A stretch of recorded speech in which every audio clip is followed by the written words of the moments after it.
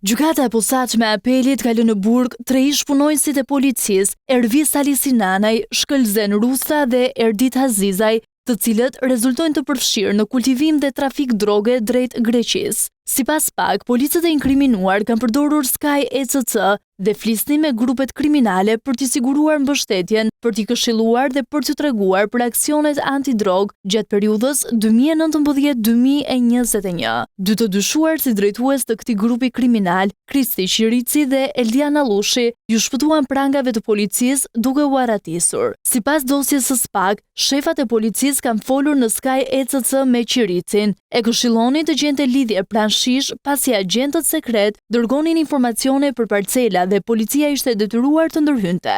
Në dosjen hetimore flitet edhe për mënyra se si do t'i shpëtonin përgjegjësisë penale një person që u kap me armë zjarri. Nga marrja e të dhënave është arritur në përfundim se vetëm në një episod ky grup kriminal ka trafikuar drejt shtetit grek 1.7 milion euro kanabis me ndihmën e 4 zyrtarëve të lartë të policisë, por që u zbulua dhe u kap në Greqi, ku arrestuan 2 italian. Prokuroria njëkohësisht po verifikon edhe pasuritë e personave të përfshirë në këtë veprimtari, pasi dyshohet se i kanë vendosur në emër të familjarëve të tyre.